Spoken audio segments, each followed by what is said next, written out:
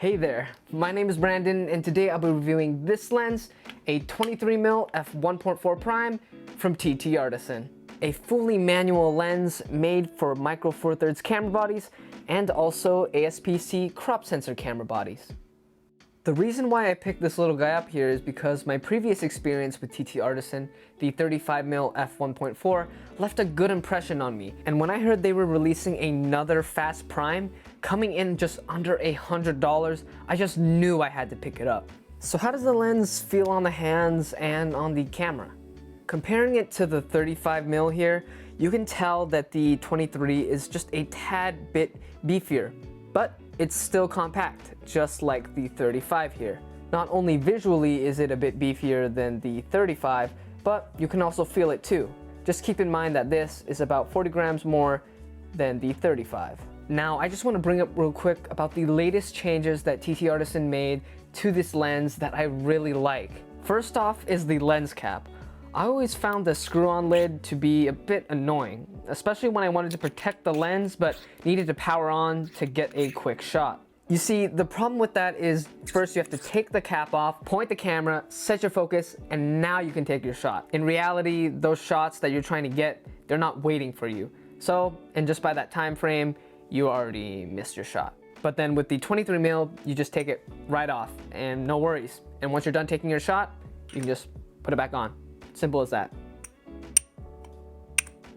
Now, do I ever worry that the cap has a possibility of coming off just because it's that simple to take out? Yes, but for the most part, it seems like you need a little force from your fingers to take it off, but then again, you never know. Nonetheless, still better than the screw-on cap. Aperture ring is the same on both lenses, but what differs here is the focus ring. As you can see on the 23mm, it is wider and a little more comfy for your fingers, but my only gripe here is when you're actually using the focus ring, it feels a little harder to grip and like you have to actually try to turn to focus. As with the 23 though, as you can see, yes, there's more grip here. It digs into your fingers just a little bit, but I don't mind that because as you can see, like I'm not having a harder time using the focus ring. So I think I like this better. Though this is a little more aesthetically pleasing, like gives that retro look. So I don't know, form or function. All right, so what you're actually here for, the images from this lens. What do they look like? To see this, let us call my photographer self and see what he can get in the field. Hey yo, photographer Brandon, I'm gonna need you to cover this segment. All right? Okay, you got it? Sweet. Alrighty, hello y'all. Welcome. If I'm planning this video correctly, this is the second segment or portion of the video of the TtArtisan 23mm f1.4.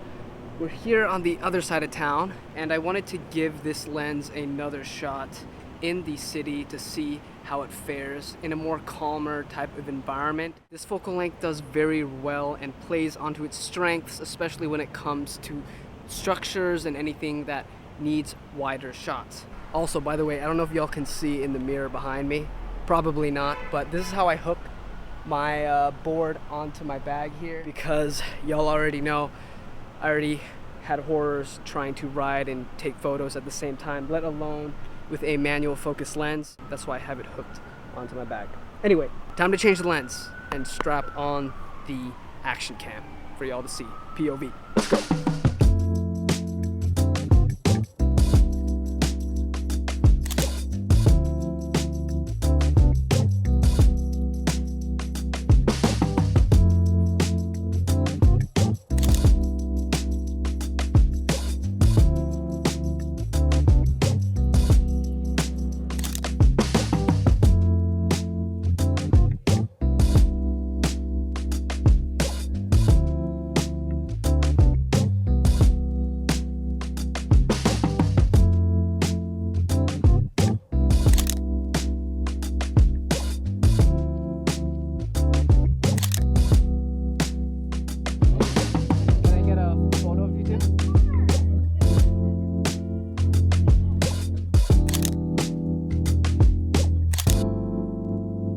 As you can see, being in low light is where this lens really shines.